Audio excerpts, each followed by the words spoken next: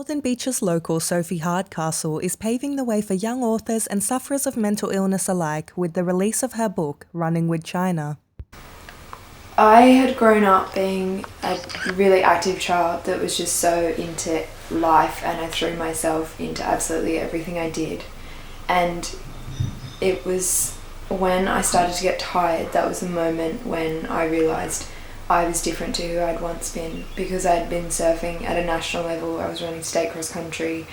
I was topping almost every subject at school, and I was surfing like twice a day and all weekend. And suddenly I could only surf twice a week, and I was just tired all the time. And it wasn't just mentally fatigued, I was tired in my whole body.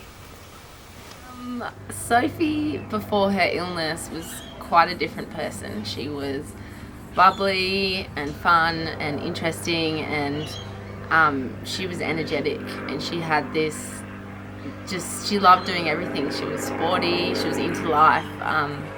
So when I started getting tired and experiencing this extreme fatigue, it was affecting my day-to-day life, where I was struggling to stay awake in class.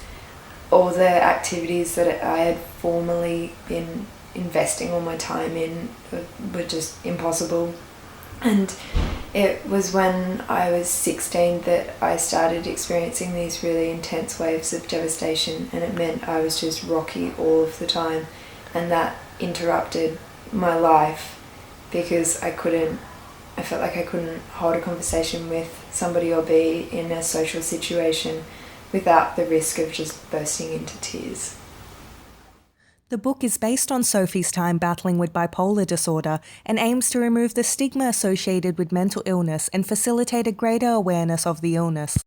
Many bipolar cases go undiagnosed. It causes extreme shifts in moods, energy, and repeated episodes of mania and depression. The two together as I was driving down across the Spit Bridge, and I just had this kind of on your way home from uni epiphany, where I realised that my life was beautiful because it is interrupted by madness, and that I wanted to write about that, and I wanted to share that so that other people who are going through the same thing can appreciate their situation, no matter how ugly it is at times, no matter how ugly they feel it is, and to celebrate the madness.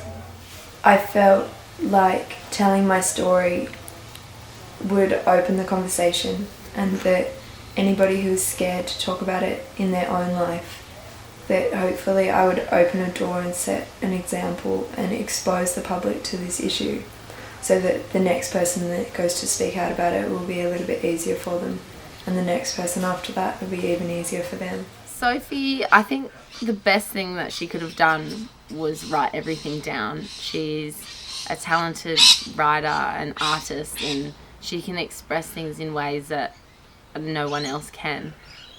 When she came to me and said that she wanted to defer uni to write a novel, I know that many people, her friends and some of her family, weren't too keen on the idea, because it meant, finally she had a routine, she was scheduled, and things were back on track. And personally, I just said, go for it. It's the best thing you can do, to write it down and to share your story with so many people will just help far beyond, help so many people in the world even, and I think it's the best thing that she could have done.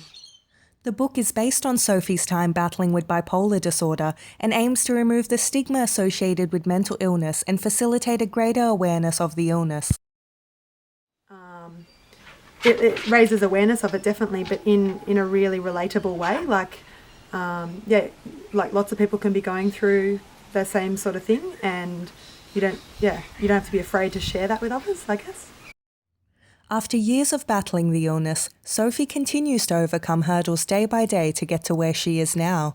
She is currently studying a Bachelor of Fine Arts at Sydney College of the Arts, but studies part-time in order to prioritise her writing.